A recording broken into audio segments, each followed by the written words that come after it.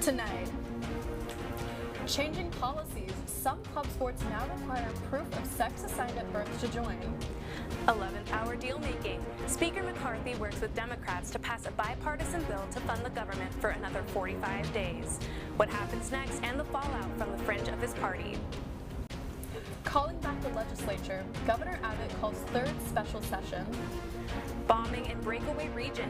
Members of Austin Armenian community express outrage over what they consider to be an ethnic cleansing. Getting the jab, where you can find a flu vaccine around campus.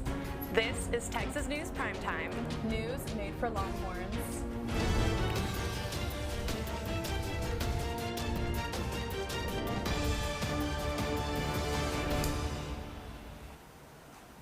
Good evening, I'm Nicole Vargas. And I'm Sophia Kurz.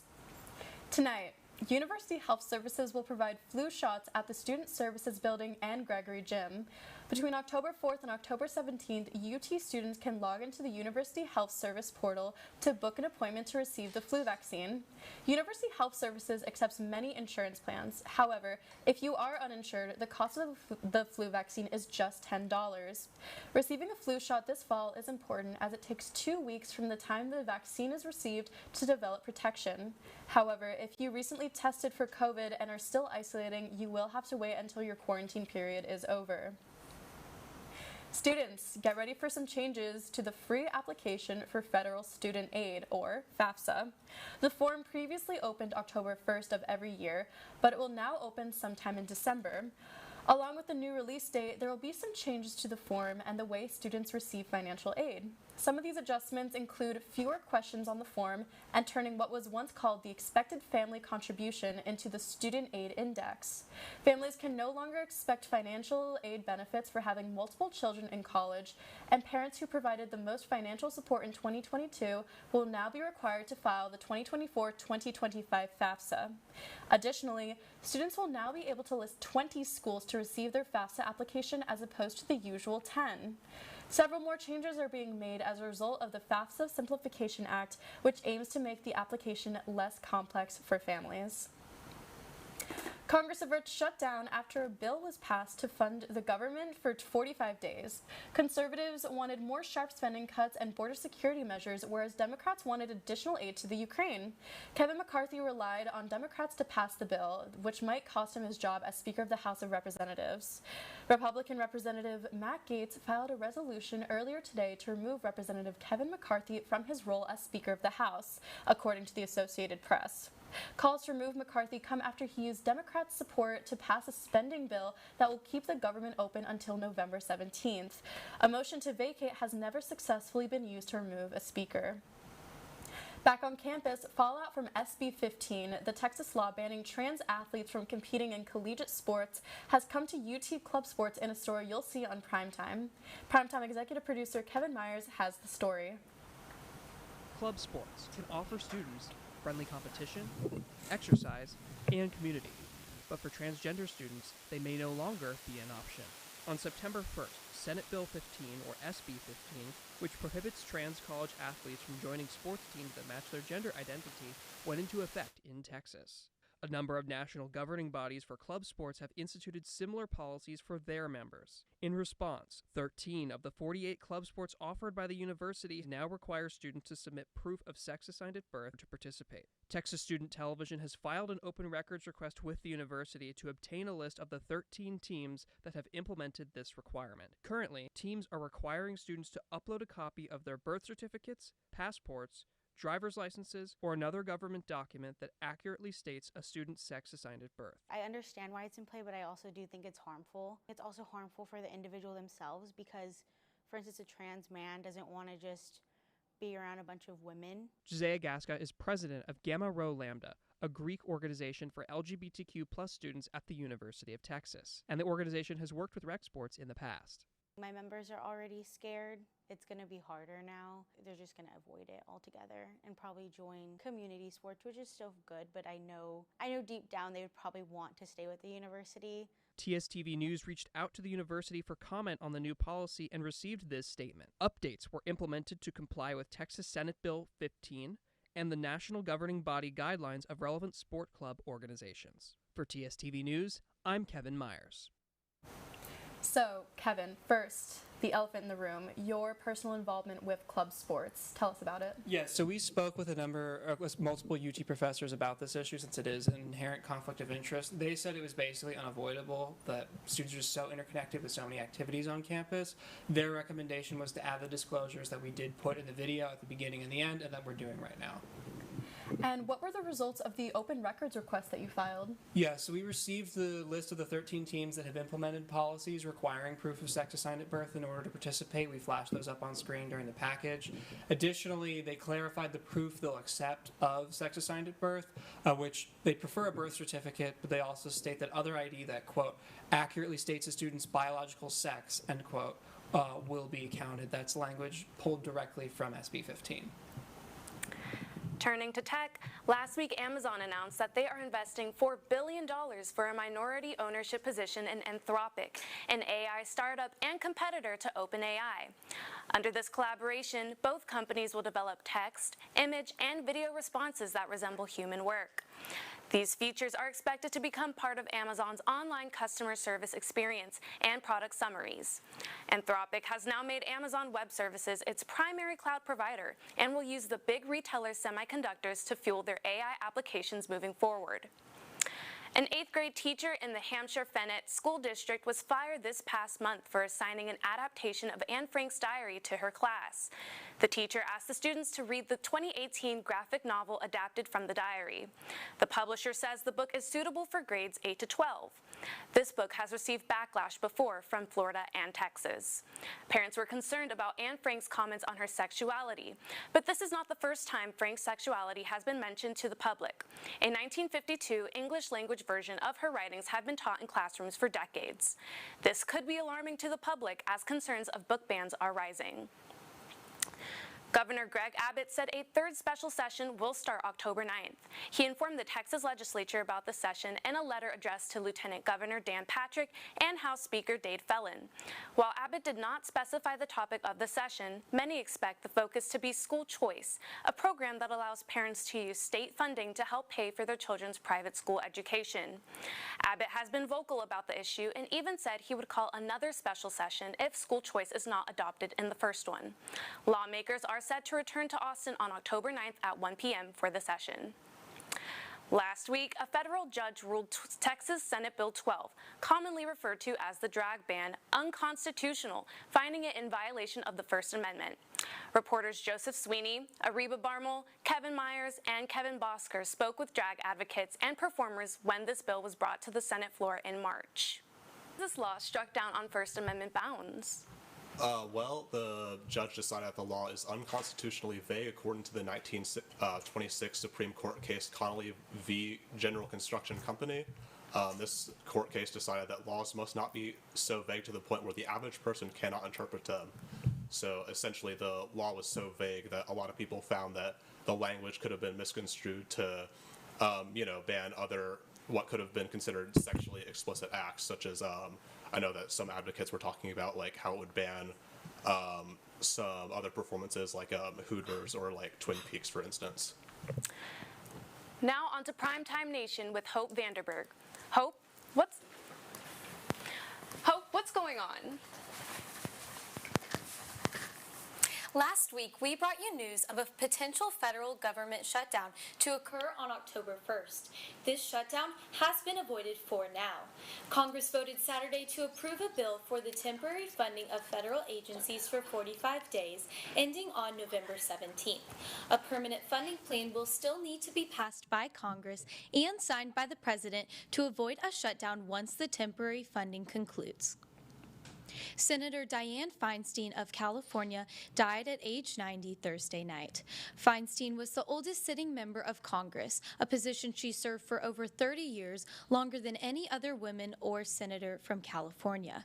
She was also elected as the first female mayor of San Francisco in 1978. Feinstein spent her congressional career advocating for items such as environmental protection, reproductive rights, and gun control, according to the Associated Press. press. California Governor Gavin Newsom has selected LaFonza Butler to fill Feinstein's seat in the U.S. Senate. Butler, an advisor in Vice President Kamala Harris's 2020 campaign, is now the only black female senator and the first LGBTQ+ person to represent the state of California in the Senate, according to the Associated Press. California Governor Gavin Newsom vetoed a bill Saturday that would have allowed striking workers from Hollywood and the hotel industry to receive unemployment checks. Newsom rejected this bill because the state's fund for unemployment benefits is currently experiencing a sizable debt of almost $20 billion from pandemic-related unemployment and unemployment fraud. The bill would have given unemployment checks from the state to workers who had been on strike for at least 2 weeks. Labor unions maintain that this is a very small percentage of striking workers, and giving them the unemployment benefits would not have had a serious effect on the current debt issue. When we come back, primetime reporter Ethan Housewright joins us to discuss events in Azerbaijan. Stay tuned. Attacks by Azerbaijani government on Armenian leaves thousands displaced. Can you provide a brief This is the Holy Cross Coptic Orthodox Church, the epicenter of the Armenian community in the Austin area, according to members of the Austin Armenian Council. The separatist region of Nagorno-Karabakh, also known as Artsakh by Armenians, is currently facing many disputes with neighboring Azerbaijan. On Tuesday, Azerbaijani forces began a bombing raid on the region, which resulted in both military and civilian deaths of ethnic Armenians. As Azerbaijani forces move into the region, thousands of ethnic Armenians face displacement and are forced to migrate back to mainland Armenia. A member of the Austin Armenian Council, Alex Avitian, had this to say about the attacks.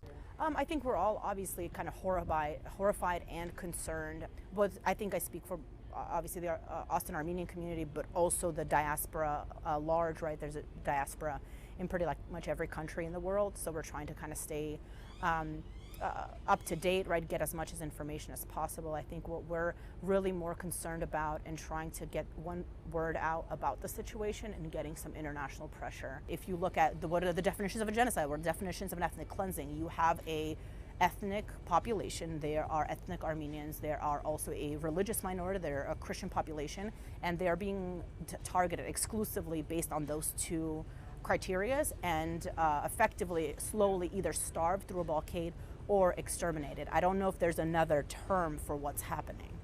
I spoke with UT professor Alan Cooperman, whose area of research includes both global policy and ethnic conflict. Here is what Professor Cooperman had to say. So similarly, both the ethnic Armenians and the ethnic Azeris have long historical claims in Nagorno-Karabakh. They both value it a lot.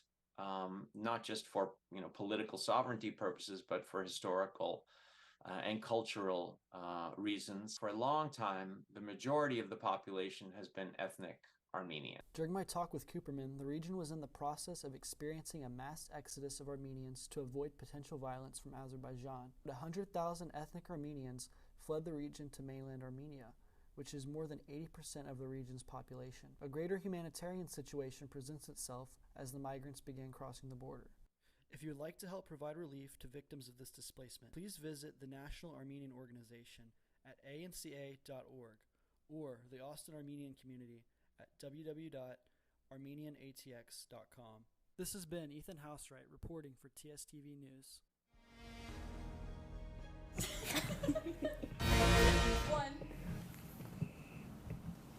So, Mr. Ethan Housewright, producer of this package, can you provide a brief overview of the Nagorno-Karabakh conflict for our viewers who may not be familiar with it? Sure. So this conflict is actually very difficult to understand. It's very convoluted, but essentially the region of Nagorno-Karabakh is very important to both people groups, both the Azerbaijanis and the Armenians, from a historical and cultural reasons.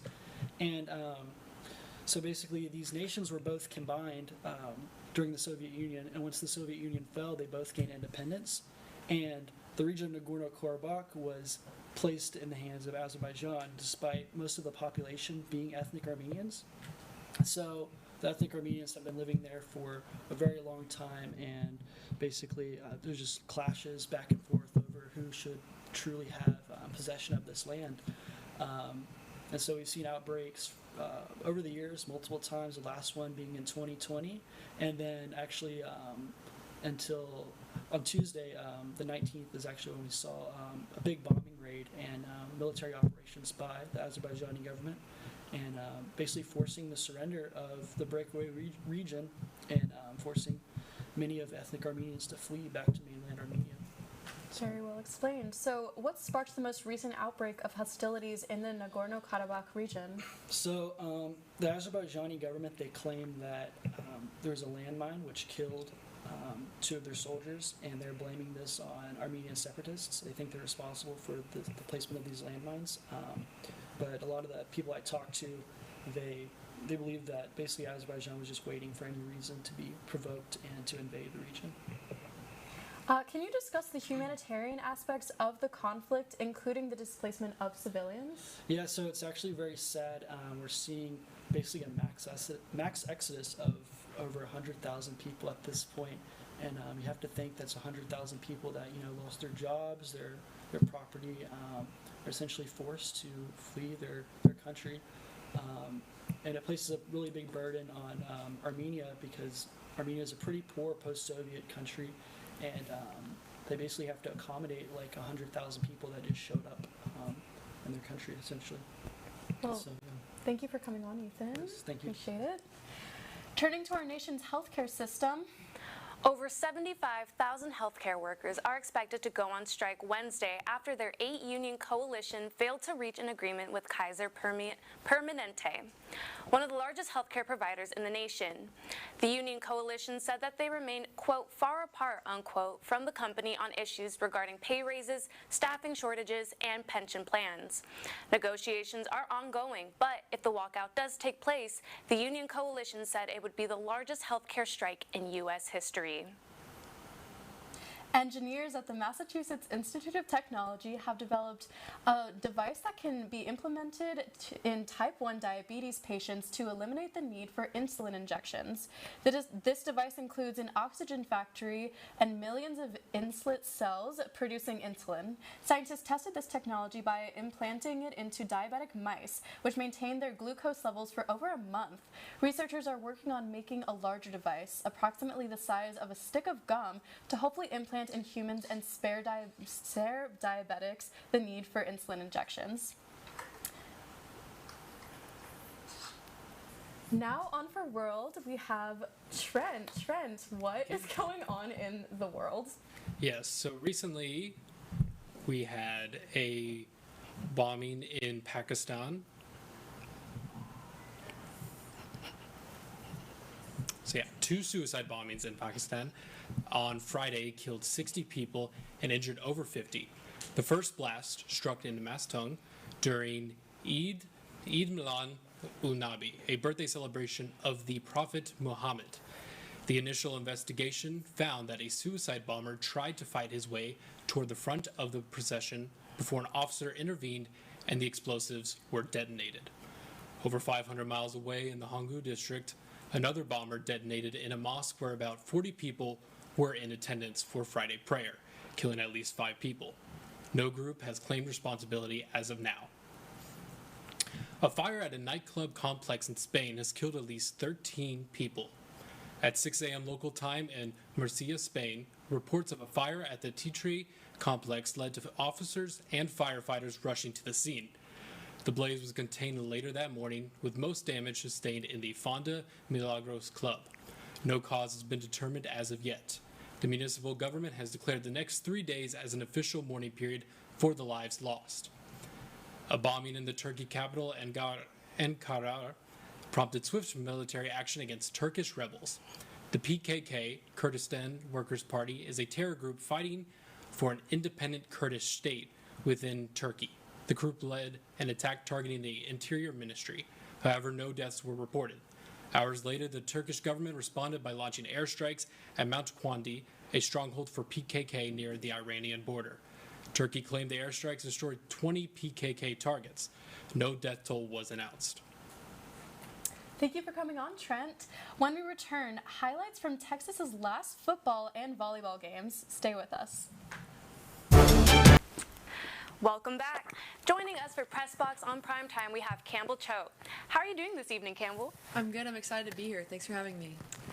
Texas volleyball struggled to find their rhythm at the beginning of their season. Coming off of a national championship, Texas's ranking dropped from number 1 to 8. Now that conference play has started, how did the Longhorns do this past week? Texas volleyball hosted number 9 BYU in a 2-game series this past week. Both games were extremely competitive and every point was fought for. In Game 1 against the Cougars, the Longhorns lost the first set but came back with the fire for the next 3.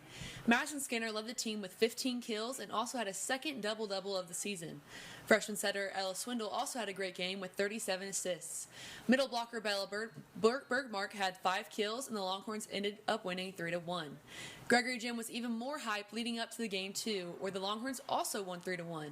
From last season to this one, Skinner has now started playing all 6 rotations and had a career high of 18 digs. Libero Emma Halter also had 2 service aces and Swindle had 3. Texas volleyball will host the Kansas Jayhawks for the 3rd conference series this Thursday and Friday. Texas football has had such a successful season that many fans are claiming that Texas is back. How did Texas football do this Saturday, and what's up next for them? As for Texas football, we are 5-0 for the first time since 2009. This Saturday, Texas started off a little slow against Kansas and struggled to get through their defense. Historically being a stronger team in the first half, Texas showed us that they can turn up the heat later in the game. Coach Stark said he told his players at halftime to trust the plan, don't get discouraged, we need to finish drives. His guidance clearly worked as Texas scored 27 points in the second half. QB Quinn Ewers had 2 touchdowns and threw a total of 325 yards. Jonathan Brooks had another great game and scored 2 touchdowns. Defense held the Kansas offense as Jalen Ford led the team with 7 tackles. The Longhorns will travel up to the Cotton Bowl Stadium this weekend for the Red River rivalry game against Oklahoma. Kickoff is at 11. The Major League Baseball regular season has officially ended. The Texas Rangers and Houston Astros had tied records in the AL West just a few days ago. So what ended up happening? The MLB postseason is coming up quickly as the Texas Rangers just clinched their playoff appearance for the first time since 2016. The Rangers beat the Seattle Mariners Saturday night, winning 6-1 and securing a wild card spot in the American League. The Rangers will start their playoff journey this Tuesday against the Tampa Bay Rays. The Rangers were also hoping to clinch the AL West, but that title ended up going to the Houston Astros. The Astros beat the Arizona Diamondbacks 8-1 on Sunday and won the tiebreaker between them and the Rangers. Astros third baseman Alex Bregman said, "A lot of people want to know what it's like if the Astros didn't win the division. I guess we'll never know." Thanks, Campbell. We experienced technical difficulties in our coverage of the Texas bill to restrict drag. Here's the story as reported by Primetime's Joseph Sweeney. On Tuesday, U.S. District Court Judge David Hittner struck down Texas's Senate Bill 12, following a lawsuit by the American Civil Liberties Union of Texas. Advocates of drag, a form of exaggerated gender expression, alleged the bill would criminalize their performances when it was first introduced in March.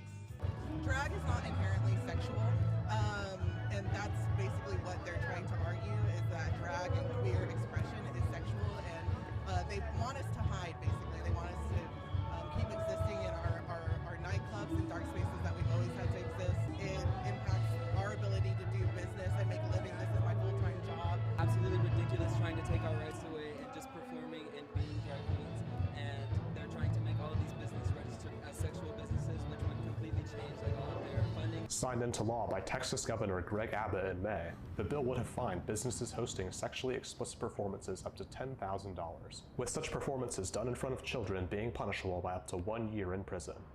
But drag advocates insist these performances are not inherently sexual nor harmful to children. This state is one of the worst in child education, almost at the bottom for child health care, and this is the priority that these legislatures want to focus on. Drag is just a form of art, and like any form of art can be modified for any kind of audience and be produced by many different kinds of people. District 66 Senator Matt Shaheen, who amended the original bill, said in a May press release that he will not tolerate children being exposed to explicit sexual content from any performer in Texas. While District 1 Senator Brian Hughes, who authored the original bill, told the Texas Tribune he plans to challenge Hittner's ruling, bringing the case to the U.S. Supreme Court if necessary.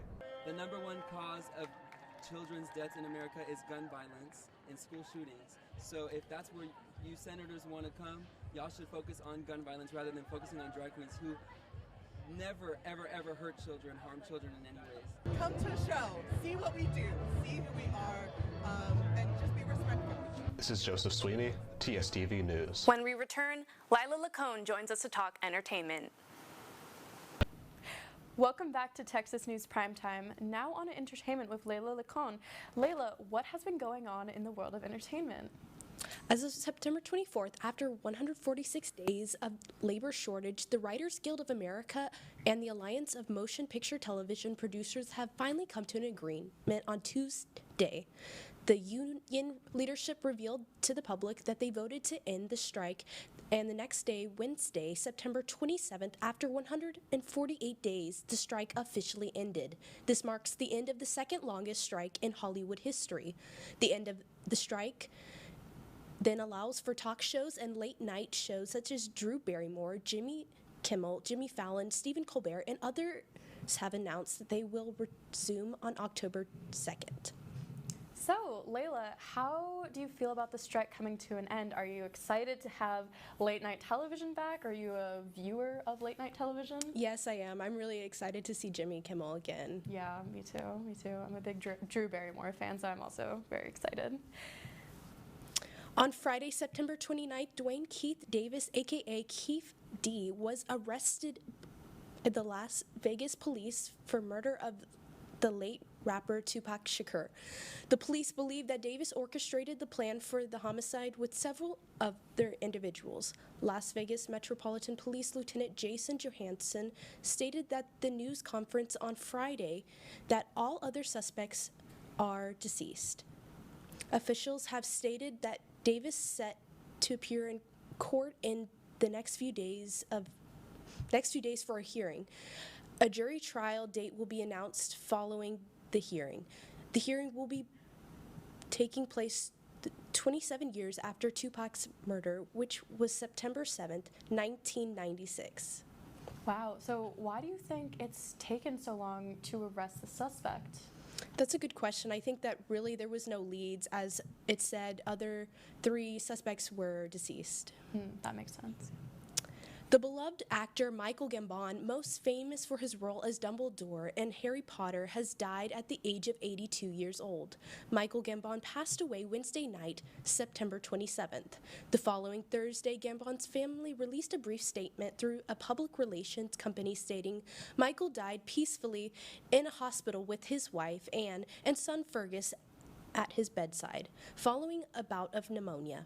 Co-star Daniel Radcliffe, who played the role of Harry Potter, also released an emotional statement and said that Gambon was one of the most brilliant, effortless actors I've ever had the privilege of working with. Wow, that's so sad. Many people of our generation grew up with Dumbledore as a household character. Are you a Harry Potter fan yourself? I actually am not. I never saw the movies growing up. Really? Yeah. Okay, interesting. So that's your Monday briefing. From all of us at TSTV News, thank you for watching. Now go out and change the world.